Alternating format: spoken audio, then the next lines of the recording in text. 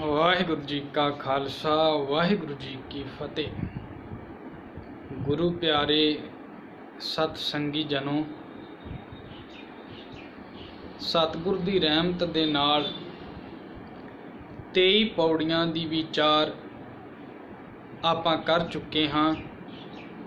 अज 24 number Pauri दे अंदर धन गुरु नानक देव जी महाराज उसे लड़ी नूं अगां जोड़ते ने कि जिहड़ी साहब ने पिछे विचार साडे सन्मुख रखी सी कि मनुख सलाहुण जोग उस परमेश्वर नूं सलाह सलाह के सा लाही सा ला एती सुरत ना पाईया नदियां अतै वाह पवैं समुंद ना जाणिया। समुंदर दे विच नदियां नाले पै जाण ते वो समुंदर दा रूप ही हो जाते ने ते जिहड़े परमेश्वर दे नाल मिलाप हासिल कर लैण वो परमेश्वर दा रूप हो जाते ने। फिर उन्हां द्वारा बयान करना मुश्किल हो जाता है।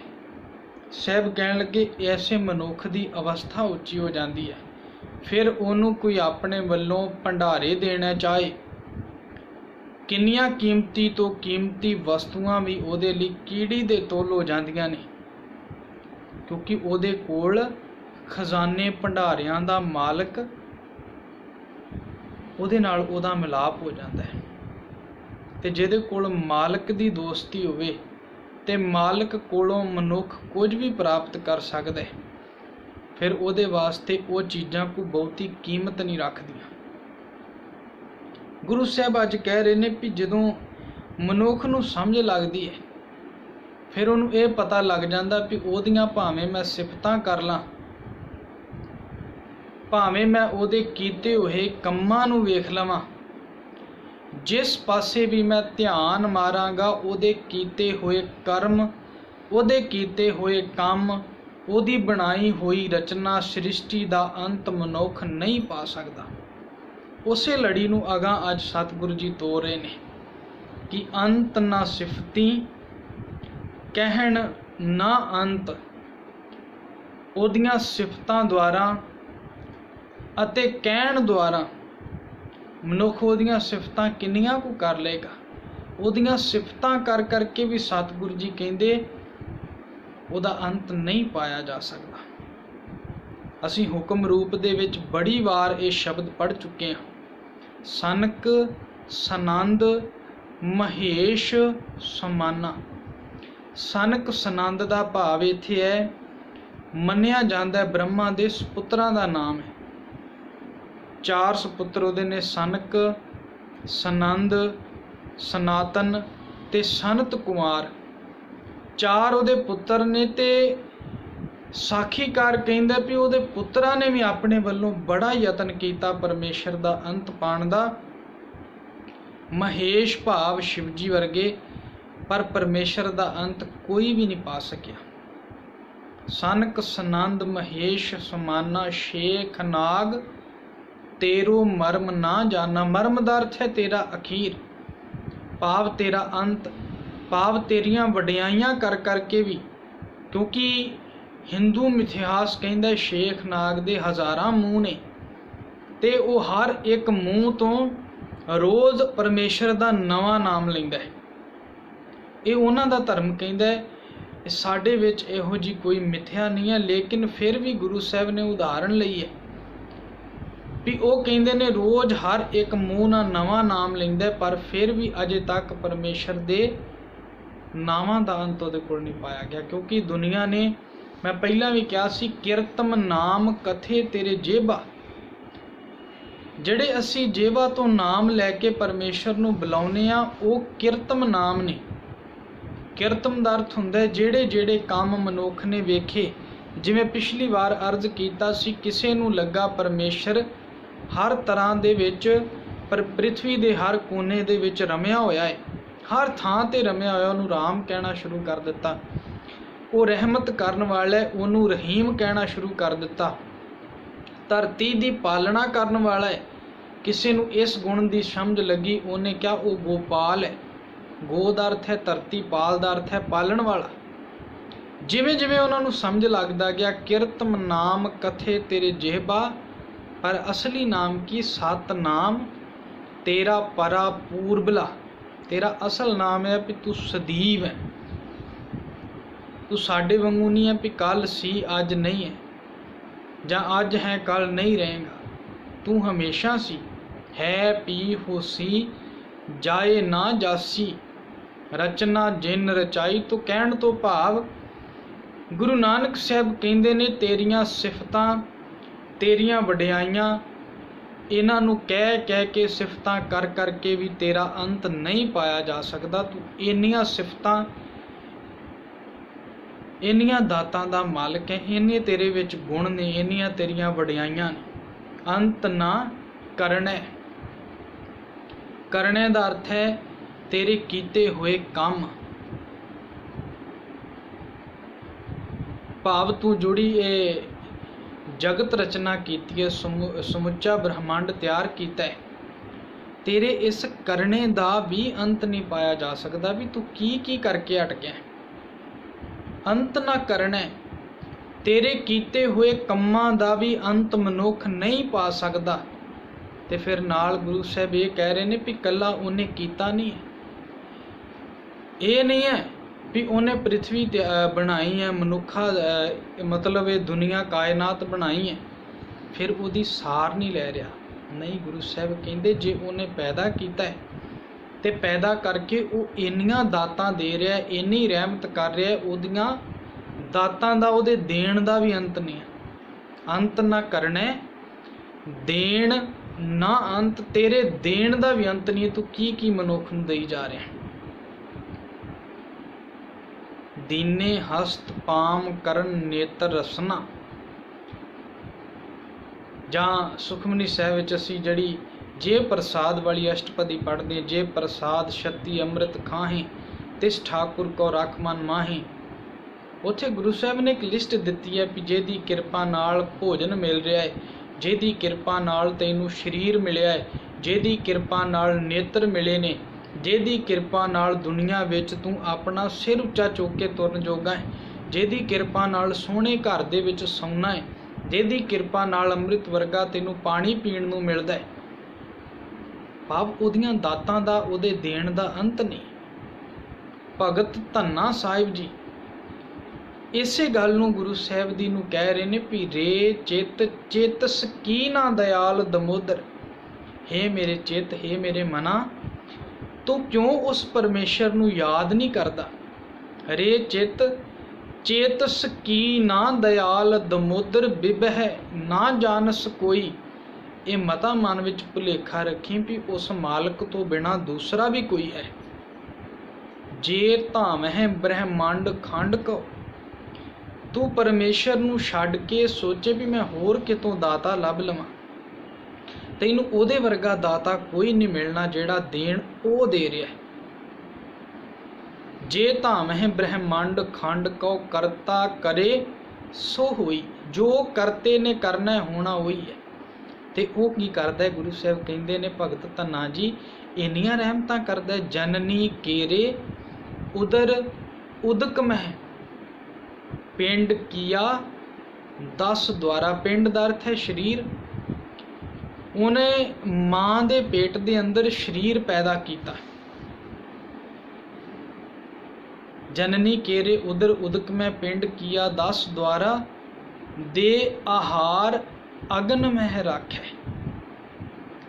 ਕਿਉਂਕਿ ਪੇਟ ਦੀ ਅੱਗ ਨੂੰ ਜਠਰ ਅਗਨ ਕਿਹਾ ਜਾਂਦਾ ਹੈ। ਜਠਰ ਅਗਨ ਦਾ ਮਤਲਬ ਇਹ ਉਹ ਅੱਗ ਹੈ ਜੋ ਵੀ ਅਸੀਂ ਖਾਂਦੇ ਹਾਂ, ਜੋ ਵੀ ਅਸੀਂ ਪੀਂਦੇ ਹਾਂ, ਇਹ ਪੇਟ ਦੀ ਅੱਗ ਉਹਨੂੰ ਹਜ਼ਮ ਕਰ ਦਿੰਦੀ ਹੈ। ਭਾਵ ਪੇਟ ਦੇ ਵਿੱਚ ਉਹਨੂੰ ਸਾੜ ਦਿੰਦੀ ਹੈ, ਤੱਤ ਉਹਦੇ ਵਿੱਚੋਂ ਅਲੱਗ ਹੋ ਜਾਂਦੇ ਨੇ ਤੇ ਵੇਸਟ ਉਹਦੇ ਵਿੱਚੋਂ ਅਲੱਗ ਹੋ ਜਾਂਦਾ ਹੈ। ਐਸੀ ਅਗਨ ਹੈ। ਮਨੁੱਖ, ਕਈ ਵਾਰ ਮੈਂ ਆਪ ਜੀ ਨਾਲ ਇਹ ਸਾਂਝਾ ਕੀਤਾ ਕਿ ਮਨੁੱਖ ਮਾਸ ਤੱਕ ਦਾ ਸੇਵਨ ਵੀ ਕਰਦੇ ਨੇ। ਖਾਣਾ ਨਹੀਂ ਖਾਣਾ, ਮੈਂ ਉਹ ਗੱਲ ਨਹੀਂ ਕਰ ਰਿਹਾ, ਪਰ ਜਿਹੜੇ ਮਨੁੱਖ ਖਾਂਦੇ ਨੇ ਤੁਸੀਂ ਵੇਖਿਆ ਹੋਣਾ ਵੀ ਉਹ ਖਾਧਾ ਹੋਇਆ ਮਾਸ ਵੀ ਪੇਟ ਦੀ ਅਗਨ ਜਿਹੜੀ ਹੈ ਉਹ ਸਾੜ ਕੇ ਉਹਨੂੰ ਵੀ ਨਸ਼ਟ ਕਰ ਦਿੰਦੀ ਹੈ। ਪਰ ਪਰਮੇਸ਼ਰ ਦੀ ਕੈਸੀ ਕਿਰਪਾ, कैसी उस मालिक दी रहमत है जेड़ा पेट खाधा होया मांस भी नष्ट कर दिंदा है। ਜਿਹੜੀ भी चीज़ पाओ ਉਹਦੇ ਵਿੱਚ नष्ट ਹੁੰਦੀ है, पर ਉਸੇ पेट ਦੇ अंदर गुरु साहब ਕਹਿੰਦੇ ने ਉਹ एक पिंड ਨੂੰ पैदा करदा है, ਤੇ ਉਹ पिंड नष्ट नहीं ਹੁੰਦਾ। शरीर भी तो मांस का टुकड़ा ही, लोथड़ा ही है, पर वो बच्चे का शरीर नष्ट नहीं होंदा माँ के पेट विच, सगों वो माँ के पेट के विच वधदा है, अपनी एक होंद कायम करके इस दुनिया के उत्ते परमेश्वर के हुक्म दे विच आ जाता है। जननी केरे उदर उदक मह पिंड किया 10 द्वारा दे आहार अगन मह राखै ऐसा खसम हमारा। फिर अगली उदाहरण गुरु साहब कहते ने, ये तो मनुख सोच लेगा भी माँ के द्वारा उन्होंने कुछ ना कुछ मिलता रहा तो जींदा सी, माँ के द्वारा मिल रहा सी, एक संपर्क कायम है, मनुख देख रहा है, फिर भी कई बार बंदा कई सवाल कर दिंदा है। अगली उदाहरण भगत धन्ना जी दिंदे ने, कुम्मी जल में तन तिस बाहर। कच्छू कुम्मी अपने आंडे आके रेत विच दिंदी है, ते रेत विच आंडे दे के दोबारा जल विच समुंदर विच चली जाती है। कच्छू कम्मी कदी आंडे दे के आंडियां दी राखी नहीं बैठती। कुम्मी जल में तन तिस बाहर, पंख खीर तिन नाई। ना उहदे बच्चियां नूं खंभ ने ते ना उन्हां नूं दुध मां दे रही है। माँ ने खाली जन्म दिता है, ना उन्होंने दुध दे रही है, तो ना ही बच्चों को खंभ है वो किते उड़ के जान ते अपना जाके भोजन का प्रबंध कर लैन। पर गुरु साहब कहते, वेख वो दाते दी रहमत वेख तू भलिया, कुम्मी जल में तन तिस बाहर, पंख खीर तिन नाही, कहे धन्ना पूरन ताहू को मत रे जी डराही। वो पूरन है ते उहदे देण विच कोई भी अंत नहीं है। कित्थे कित्थे वो खुराक नूं पहुँचा दिंदा है। फिर मनुख सोचदा है भी वो सामने कितों ना कितों किसी तरीके नाल प्रबंध हो जाता होवेगा।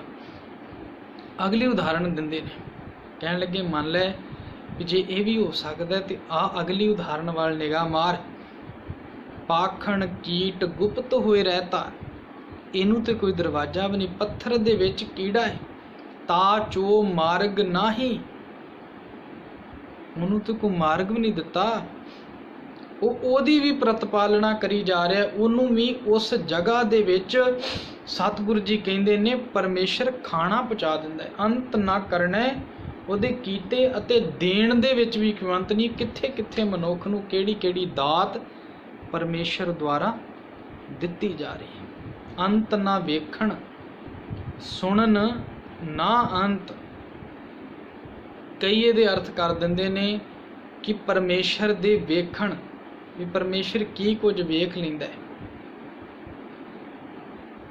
पर इत्थे अर्थ है वेखण नूं सिहारी है, सुनन नूं भी सिहारी है। भाव वेखण नाल सुनन दे नाल, परमेश्वर दा सुनन नाल भी कोई अंत नहीं है, परमेश्वर दा वेखण नाल भी कोई अंत नहीं है। तुसीं आप जे ध्यान दिओ, गुरबाणी विच असीं पढ़िया होवेगा, शब्द मैं आप जी नाल कई बार साझा कीता सी कि वो मनुख जिहड़ा है वो परमेश्वर हर एक वस्तु हर एक जीव नूं अपनी निगाह विच रखदा है।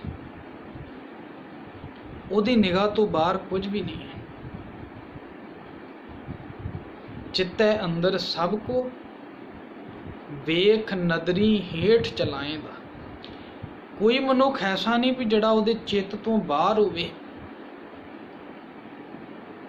जिन्हों असी एक थावे पढ़ते हैं, देख किवाड़ अनक पढ़दे में पर दारा संग फाकै, चित्र गुप्त जब लेखा मांगे तब कौन पढ़दा तेरा ढाकै। भी तू अपने वल्लों पर्दे च वकार कर रहा, पर यदा मतलब ये ना सोची भी तैनू वेखण वाला कोई नहीं। अगों देखै पिछों देखै तुझ ते कहाँ छुपावै, उहदे वेखण दा भी कोई अंत नहीं है।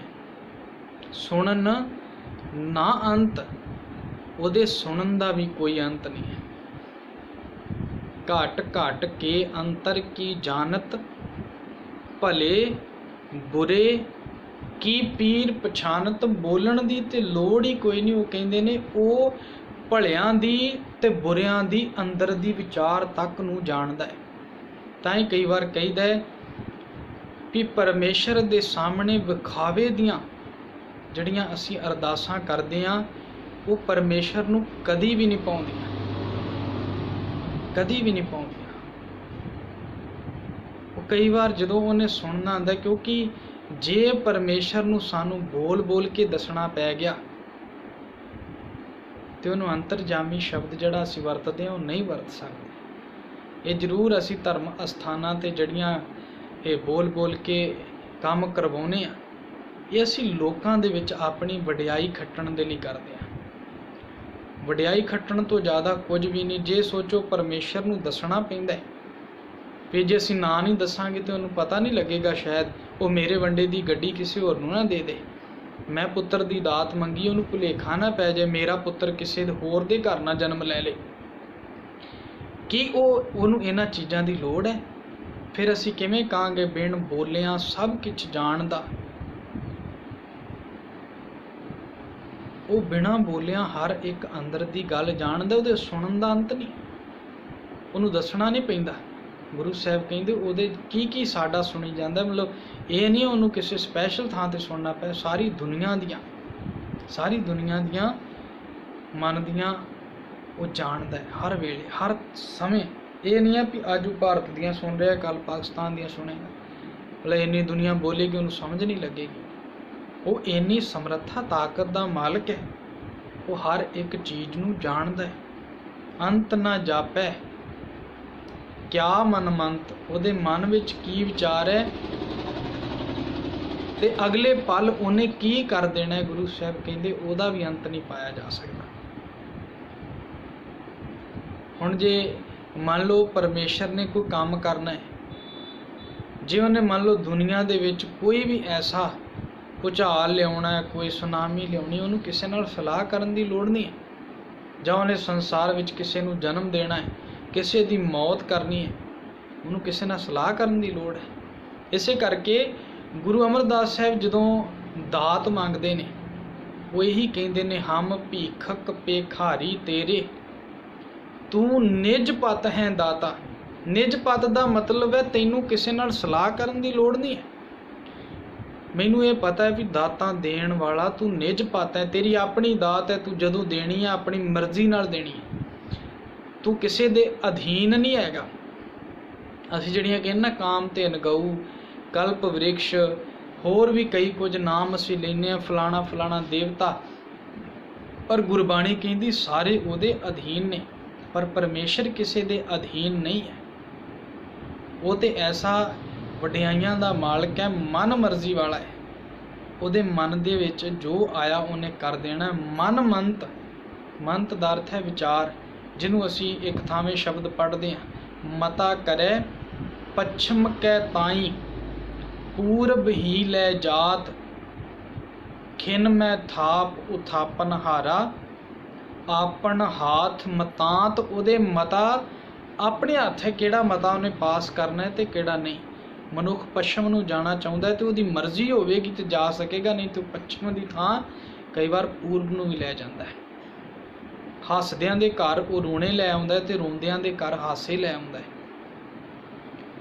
उहदे सामने गुरु साहब कहंदे, सियाणप काहूं काम ना आवत, जो अनरूपियो ठाकुर मेरे होए रही। वो बात होनी है जड़ी परमेश्वर चाहुंदा होवे। गुरु नानक साहब कहंदे, अंत ना जापै क्या मन मंत। उहदे मन विच किहड़ा मंत है, किहड़ी विचार है, कोई नहीं जानदा। अंत ना जापै कीता आकार, उहदे आकार बनाए हुए, भाव जिहड़ी उहने दुनिया बनाई है, सृष्टि बनाई है, उहदा भी अंत नहीं पाया जा सकता। अंत ना जापै पारावार। पारावार का अर्थ हुंदा है भी परमेश्वर की हदबंदी कित्थों शुरू हुंदी है। आर का मतलब है शुरू होना, पार का मतलब है खत्म। जिवें असीं मान लो किसी शहर की नाप लैना होवे, एक साइड तो तुरांगे दूसरे साइड ते शायद शहर की हद खत्म हो जाएगी, असीं सोचांगे दा आर पार असीं समझ गए भी इन्ने किलोमीटर है, इन्ना वड्डा है। गुरु साहब कहंदे परमेश्वर का आरा पार कौन ला सकता है। ਉਹਦਾ ਪਾਰਾਵਾਰ ਸਮਝਣਾ ਔਖਾ ਹੈ। ਅਸੀਂ ਤੇ ਇਹ ਨਹੀਂ ਸਮਝ ਸਕਦੇ ਵੀ ਇਹ ਧਰਤੀ ਕਦੋਂ ਬਣੀ ਸੀ, ਪਿੱਛੇ ਗੱਲ ਆ ਚੁੱਕੀ ਹੈ। ਵਕਤ ਨਾ ਪਾਇਓ ਕਾਦੀਆਂ ਜੇ ਲਿਖਣ ਲੇਖ ਕੁਰਾਨ, ਵੀ ਉਹਨਾਂ ਨੂੰ ਵੀ ਨਹੀਂ ਪਤਾ ਲੱਗਾ ਵੀ ਧਰਤੀ ਕਦੋਂ ਬਣੀ ਹੈ, ਤੇ ਅਸੀਂ ਪਰਮੇਸ਼ਰ ਬਾਰੇ ਕੀ ਦੱਸਾਂਗੇ। ਪਰਮੇਸ਼ਰ ਤੇ ਧਰਤੀ ਤੋਂ ਪਹਿਲਾਂ ਹੀ ਹੈ ਨਾ, ਇਹ ਦੁਨੀਆ ਤੋਂ ਪਹਿਲਾਂ, ਤੇ ਦੁਨੀਆ ਦਾ ਸਾਨੂੰ ਨਹੀਂ ਪਤਾ ਲੱਗ ਰਿਹਾ ਤੇ ਪਰਮੇਸ਼ਰ ਦਾ ਕੀ ਪਤਾ ਲੱਗੇਗਾ। ਅੰਤ ਕਾਰਨ ਕੇਤੇ ਬਿਲਨਾ ਹੈ। ਅੰਤ ਲੱਭਣ ਦੇ ਲਈ ਗੁਰੂ ਸਾਹਿਬ ਕਹਿੰਦੇ ਕਈ ਤੜਫ ਰਹੇ ਨੇ, ਵਿਲਰਾ ਰਹੇ ਨੇ, ਤਾਂ ਕਿ ਅੰਤ ਨਾ ਪਾਏ ਜਾਏ, ਪਰ ਫਿਰ ਵੀ ਅੰਤ ਨਹੀਂ ਪਾਇਆ ਜਾ ਸਕਦਾ। ਅੱਜ ਵੀ ਵਿਗਿਆਨੀ ਆਪਣੇ ਵੱਲੋਂ ਤਰਲੋ ਮਸ਼ੀਨੇ ਪੇ ਅਸੀਂ ਹੋਰ ਗ੍ਰਹਿਾਂ ਬਾਰੇ ਜਾਣਕਾਰੀ ਲੈ ਲਈਏ। ਇੱਕ ਅੱਧੇ ਗ੍ਰਹਿ ਦੀ ਜਾਣਕਾਰੀ ਕਈ ਸਾਲਾਂ ਬਾਅਦ ਉਹਨਾਂ ਨੂੰ ਲੱਭਦੀ ਹੈ, ਤੇ ਅਗਾਂਹ ਤੇ ਬਹੁਤ ਕੁਝ ਪਿਆ ਏ। ਗੁਰੂ ਸਾਹਿਬ ਕਹਿੰਦੇ ਬੜੇ ਤੜਫ ਰਹੇ ਨੇ ਕਿ ਉਹਦੇ ਬਾਰੇ ਪਤਾ ਲਾ ਲਈਏ, ਪਰ ਉਹ ਜਿੰਨਾ ਵੱਡਾ ਏ ਉਹਨੂੰ ਸਮਝਣਾ ਬਹੁਤ ਔਖਾ ਹੈ, ਉਹਨੂੰ ਸਮਝ ਨਹੀਂ ਮਨੁੱਖ ਸਕਦਾ। ਇਹ ਜਿਹਨੂੰ ਅਸੀਂ ਨਾਮੁਮਕਿਨ ਕਹਿ ਲਈਏ, ਉਹ ਗੱਲਾਂ ਨੇ ਕਦੀ ਹੋ ਹੀ ਨਹੀਂ ਸਕਦੀਆਂ। ਥੋੜਾ ਦੂਰ ਜਾਵਾਂਗੇ ਸਾਨੂੰ ਹੋਰ ਦਿਸਣਾ ਸ਼ੁਰੂ ਹੋ ਜਾਏਗਾ। ਇਹ ਅੰਤ ਨਾ ਜਾਣੈ ਕੋਈ, ਇਸ ਪਰਮੇਸ਼ਰ ਦੇ ਅੰਤ ਨੂੰ ਕੋਈ ਨਹੀਂ ਜਾਣ ਸਕਦਾ। ਬਹੁਤਾ ਕਹੀਏ ਬਹੁਤਾ ਹੋਏ, ਵੱਡਾ ਕਹਾਂਗੇ ਤੇ ਉਹ ਹੋਰ ਵੱਡਾ ਹੈ, ਹੋਰ ਵੱਡਾ ਹੈ। ਜਿਵੇਂ ਅਸੀਂ ਕਈ ਵਾਰ ਗਰਮੀਆਂ ਦੇ ਦਿਨਾਂ ਵਿੱਚ ਰੋਡ ਦੇ ਉੱਪਰ ਗੱਡੀ ਤੇ ਜਾ ਰਹੀ ਹੋਈਏ, ਤੇ ਸਾਨੂੰ ਇਉਂ ਲੱਗਦਾ ਜਿਵੇਂ ਦੂਰ ਕਿਧਰੇ ਪਾਣੀ ਹੋਵੇ, ਹਾਲਾਂਕਿ ਉਹ ਸੂਰਜ ਦੀ ਚਮਕ ਦੇ ਨਾਲ ਸੜਕਾਂ ਇਉਂ ਚਮਕਦੀਆਂ ਨੇ ਜਿਵੇਂ ਪਾਣੀ ਵਿਛਿਆ ਹੋਵੇ, ਪਰ ਜਦੋਂ ਨੇੜੇ ਜਾਵਾਂਗੇ ਉਹ ਪਾਣੀ ਦੂਰ ਹੁੰਦਾ ਚਲਾ ਜਾਏਗਾ। ਇਵੇਂ ਹੀ ਗੁਰੂ ਸਾਹਿਬ ਕਹਿੰਦੇ ਨੇ ਉਹ ਪਰਮੇਸ਼ਰ ਜਿਹੜਾ ਹੈ, ਜਿੰਨਾ ਉਹਨੂੰ ਵੱਡਾ ਵੱਡਾ ਕਹੀ ਜਾਓਗੇ ਤੁਹਾਨੂੰ ਹੋਰ ਸਮਝ ਅਗਾਂਹ ਲੱਗੀ ਜਾਏਗੀ ਕਿ ਅਸੀਂ ਨਹੀਂ, ਸੰਪੂਰਨ ਤੌਰ ਤੇ ਨਹੀਂ ਸਮਝ ਸਕਦੇ। ਬਹੁਤਾ ਕਹੀਏ ਬਹੁਤਾ ਹੋਏ, ਵੱਡਾ ਸਾਹਿਬ, ਉਹ ਸਾਹਿਬ ਬਹੁਤ ਵੱਡਾ ਹੈ। ਉੱਚਾ ਥਾਂ ਉਹਦਾ ਟਿਕਾਣਾ ਉਹ ਵੀ ਬੜਾ ਉੱਚਾ ਹੈ। ਉੱਚੇ ਉੱਪਰ ਉੱਚਾ ਨਾਮ, ਉਸ ਉੱਚੇ ਦੇ ਉੱਤੋਂ ਉਹਦਾ ਨਾਮ ਉੱਚਾ ਹੈ। ਇੱਥੇ ਆ ਕੇ ਗੁਰੂ ਸਾਹਿਬ ਕਹਿੰਦੇ ਜੇ ਉਹਨੂੰ ਪਕੜ ਕਰਨੀ ਹੈ, ਮਿਲਾਪ ਕਰਨਾ ਹੈ, ਸਮਝ ਨਹੀਂ ਤੂੰ ਸਕਦਾ ਆਰਾ ਪਾਰ, ਇੱਕ ਕੰਮ ਕਰ ਸਕਦਾ ਵੀ ਉਹਦਾ ਮਿਲਾਪ ਜ਼ਰੂਰ ਹਾਸਿਲ ਕਰ ਸਕਦਾ, ਪਰ ਕਿਵੇਂ? ਏਵਡ ਉੱਚਾ ਹੋਵੇ ਕੋਏ ਤਿਸ ਉੱਚੇ ਕਉ ਜਾਣੈ ਸੋਏ। ਇਹੋ ਜਿਹਾ ਵੱਡਾ ਕੋਈ ਹੋ ਜਾਏ, ਤੇ ਪਰਮੇਸ਼ਰ ਜਿੱਡਾ ਵੱਡਾ ਹੋਣ ਦੇ ਲਈ ਪਿੱਛੇ ਗੱਲ ਆ ਚੁੱਕੀ ਹੈ। ਗੁਰੂ ਨਾਨਕ ਸਾਹਿਬ ਨੇ ਇਹ ਕਿਹਾ ਸੀ ਵੀ ਕਿਵ ਸਚਿਆਰਾ ਹੋਈ ਹੈ। ਸਚਿਆਰਾ ਹੋਣਾ ਹੀ ਪਰਮੇਸ਼ਰ ਦੇ ਵਿੱਚ ਮਿਲਾਪ ਹਾਸਲ ਕਰਨ ਦਾ ਤਰੀਕਾ ਹੈ। ਕਿਵ ਸਚਿਆਰਾ ਹੋਈ ਹੈ, ਕਿਵ ਕੂੜਾ ਟੁੱਟੈ ਪਾਲ, ਤੇ ਕਿਵੇਂ ਹੋਣਾ ਸੀ ਹੁਕਮ ਰਜ਼ਾਈ ਚੱਲਣਾ, ਨਾਨਕ ਲਿਖਿਆ ਨਾਲ ਉਹਦੇ ਹੁਕਮ ਵਿੱਚ ਚੱਲਣਾ। ਤੇ ਹੁਕਮ ਕੀ ਹੈ? ਧੁਰ ਕੀ ਬਾਣੀ ਆਈ ਤਿੰਨ ਸਗਲੀ ਚਿੰਤ ਮਿਟਾਈ। ਇਹ ਬਾਣੀ ਜੋ ਜਿਉ ਜਾਣੈ ਤਿਸ ਅੰਤਰ ਰਵੈ ਹਰ ਨਾਮਾ। ਜਿਹੜਾ ਆਪਣੀ ਜਿੰਦ ਤੋਂ ਇਹ ਬਾਣੀ ਨੂੰ ਸਮਝ ਲੈਂਦਾ ਹੈ। ਜਿੰਦ ਤੋਂ ਸਮਝਣਾ ਕੀ ਹੈ? ਗੁਰਬਾਣੀ ਵਿੱਚ ਕੀ ਗੁਰੂ ਦਾ ਉਪਦੇਸ਼ ਹੈ, ਸਮਝ ਕੇ ਉਹਦੇ ਅਨੁਸਾਰ ਜੀਣਾ ਹੀ ਤੇ ਜਿੰਦ ਨੂੰ ਸਮਝਣਾ ਹੈ। ਜੇ ਐਵੇਂ ਕਰਾਂਗੇ ਤਾਂ ਗੁਰੂ ਸਾਹਿਬ ਕਹਿੰਦੇ ਕੋਈ ਸਮਝ ਲੱਗੇਗੀ। ਤੇ ਏਡੇ ਉੱਚੇ ਅਸੀਂ ਉਦੋਂ ਹੀ ਹੋਵਾਂਗੇ ਜਦੋਂ ਗੁਣ ਧਾਰਨ ਕਰਾਂਗੇ, ਕਿਉਂਕਿ ਜਦੋਂ ਇੱਕ ਗੁਣ ਧਾਰਨ ਕਰਾਂਗੇ ਨਾ, ਉਹ ਗੁਣ ਦੇ ਆਉਣ ਦੇ ਨਾਲ ਇੱਕ ਔਗਣ ਵੀ ਘਟੇਗਾ। ਜੇ ਸੱਚ ਬੋਲਣ ਦਾ ਗੁਣ ਸਾਡੇ ਅੰਦਰ ਆਉਂਦਾ ਹੈ ਤੇ ਝੂਠ ਬੋਲਣ ਦਾ ਔਗਣ ਤੇ ਆਪਣੇ ਆਪ ਚਲਾ ਜਾਏਗਾ। ਏਵਡ ਉੱਚਾ ਹੋਵੇ ਕੋਏ ਤਿਸ ਉੱਚੇ ਕਉ ਜਾਣੈ ਸੋਏ। ਉਹ ਉੱਚੇ ਨੂੰ ਤਾਂ ਜਾਣ ਸਕਦਾ ਹੈ ਜੇਵਡ ਆਪ, ਜਿੱਡਾ ਵੱਡਾ ਪਰਮੇਸ਼ਰ ਆਪ ਹੈ। ਜਾਣੈ ਆਪ, ਆਪਣੇ ਆਪ ਨੂੰ ਉਹ ਆਪ ਜਾਣਦਾ ਹੈ। ਨਾਨਕ ਨਦਰੀ ਕਰਮੀ ਦਾਤ, ਕਰਮ ਦੇ ਨਾਲ, ਨਦਰ ਦੇ ਨਾਲ ਹੀ ਦਾਤਾਂ ਦੀ ਪ੍ਰਾਪਤੀ ਹੁੰਦੀ ਹੈ। ਉਹਦੇ ਤੋਂ ਬਿਨਾਂ ਦਾਤਾਂ ਦੀ ਪ੍ਰਾਪਤੀ ਨਹੀਂ ਹੋ ਸਕਦੀ। ਇਹ ਬੇਨਤੀਆਂ ਪ੍ਰਵਾਨ ਕਰਨੀਆਂ। ਅਗਲੀ ਪੌੜੀ ਦੀ ਵਿਚਾਰ ਕੱਲ ਰੋਜ਼ ਦੇ ਦਿਹਾੜੇ ਆਪਾਂ ਕਰਾਂਗੇ। ਵਾਹਿਗੁਰੂ ਜੀ ਕਾ ਖਾਲਸਾ, ਵਾਹਿਗੁਰੂ ਜੀ ਕੀ ਫਤਿਹ।